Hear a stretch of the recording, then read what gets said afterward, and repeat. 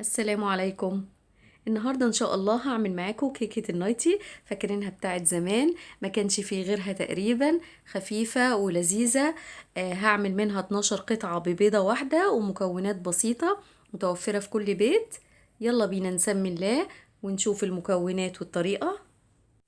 ودلوقتي هبتدي احضر صاج الخبز او الصينية اللي هعمل فيها الكيكة. عندي هنا صاج مقاس 30 في 40. دهنته دهنة خفيفة بالزيت وحطيت فيه ورقة زبدة بالشكل اللي انتوا شايفينه، وهرجع ادهن ورق الزبدة دهنة خفيفة بالزيت. لو ما عندكيش ورق زبدة مفيش مشكلة، بتدهني الصاج زيت وبتعفريه تعفيرة بسيطة بالدقيق. ودلوقتي هركن الصاج على جنب وابدأ في تحضير الكيك. اول حاجة هبدأ في تحضير المكونات الجافة. عندي كوبايتين من الدقيق هبدأ انخلهم، وده اهم شرط من شروط نجاح الكيك، لازم الدقيق يكون منخول عشان يطلع هش وخفيف. وهضيف للدقيق معلقة كبيرة من البيكنج باودر ورشة ملح صغيرة. هقلبهم مع بعض، وانا في المرحلة دي شغلت الفرن على درجة حرارة 180. الفرن تسخن، واول ما بخلص الكيك بدخلها على الفرن السخن على طول. ودلوقتي معايا بيضة كبيرة بدرجة حرارة المطبخ، هضيف عليها معلقة صغيرة من الفانيليا وهضرب بالمضرب اليدوي لغاية البيضة ما تمتزج وتعلى ويفتح لونها. لو حابة تستخدمي المضرب الكهرباء او الخلاط مفيش مشكلة، بس هي الموضوع بسيط قوي مش محتاج يعني، المضرب اليدوي هيأدي الغرض. وهضيف دلوقتي كوباية الا ربع من السكر، ممكن تقللي السكر لنص كوباية حسب الرغبة، ولازم السكر يكون ابيض عشان الكيكة تطلع لونها فاتح. وبضرب السكر مع البيضة لغاية ما السكر يدوب والخليط يفتح لونه ويكون القوام كريمي بالشكل اللي انتوا شايفينه ده. يعني هضرب لمدة 3-4 دقايق كده تمام. دلوقتي هضيف كوباية كبيرة من اللبن الدافي، طبعا بستخدم اللبن الدافي علشان السكر يدوب تماما، وبرجع اقلب والتقليب بيكون في اتجاه واحد. وهضيف دلوقتي نص كوباية من الزيت، ويفضل طبعا الزيت يكون فاتح وملوش ريحة عشان الكيكة تكون فاتحة وطعمها حلو. وبحط معلقة كبيرة من الخل، الخل بيدي هشاشة وطراوة للكيك. وبرجع اقلب كويس لغاية ما الخليط يمتزج، يعني مدة دقيقتين 3.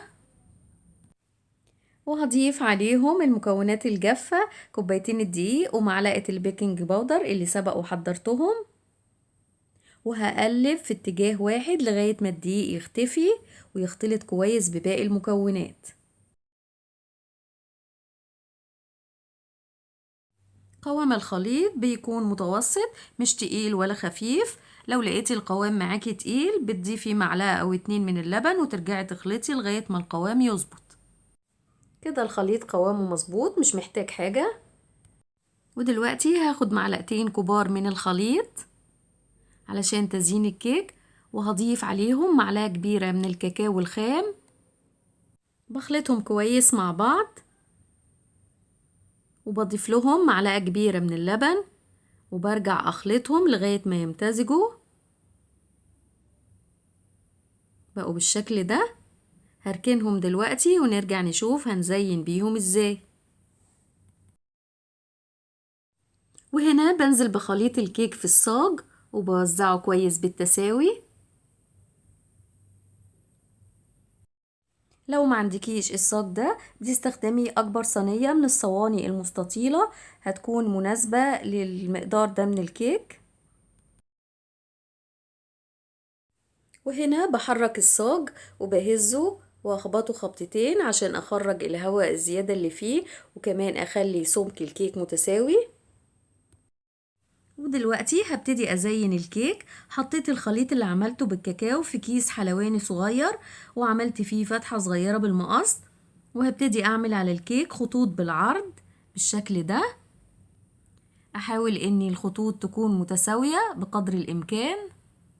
وبعد ما خلصت بخلة او بطرف سكينة ببتدي بعمل خطوط طولية بالشكل ده، بوصل لغاية الاخر وبعدين برجع بالعكس وبستمر كده رايح جاي لغاية ما بخلص بيطلع معايا الشكل الحلو ده. مفيش اسهل من كده. ولو بتعمليها لأول مرة هتظبط معاكي ان شاء الله، ما تقلقيش. وهدخلها دلوقتي على فرن سخن على درجة 180 في الرف الأوسط. هتاخد من 15 ل 20 دقيقة، وممكن آخر دقيقة أشغل لها الشواية عشان تاخد لون ذهبي الجميل. طلعتها من الفرن زي ما انتوا شايفين، لونها جميل وهشة وخفيفة. هسيبها تبرد تماما قبل ما ارجع اشتغل فيها، وبغطيها بفوطة عشان وشها ما ينشفش.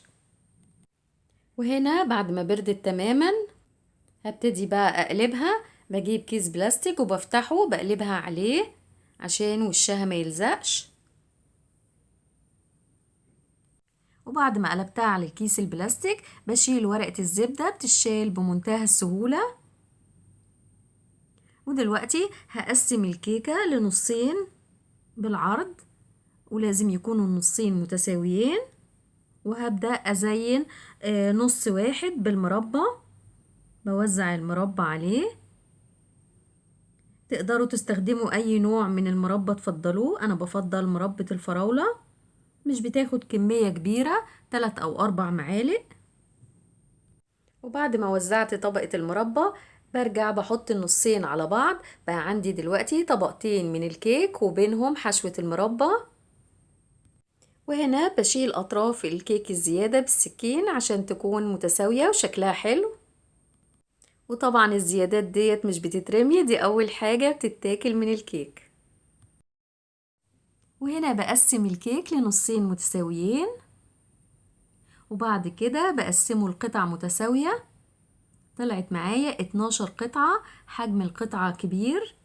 ممكن تصغري القطعة هتطلع معاكي 14 قطعة. شكلها حلو، هشة ولونها فاتح، وطعمها في منتهى الجمال. ببيضة واحدة ومكونات بسيطة عملناها، تقدري تقومي تعمليها حالا، مش هتاخد منك وقت. شايفين الجمال؟ ممكن تعمليها لولادك ياخدوها المدرسة في اللانش بوكس، خفيفة ولذيذة ومغذية. هسيب لكم المقادير في صندوق الوصف، يا رب تعجبكم وتجربوها. كنت قبل كده على القناة عملت معاكم كيكات وتورتات بطرق سهلة اقتصادية، هسيب لكم ان شاء الله الرابط في صندوق الوصف لو حابين ترجعوا لها. وبكده اكون وصلت لنهاية الفيديو. اتمنى الفيديو عجبكم، ولو عجبكم ما تنسوش اللايك، واللي بيشوفني لأول مرة يشرفني اشتراكه في القناة. اسيبكم في رعاية الله، والسلام عليكم ورحمة الله وبركاته.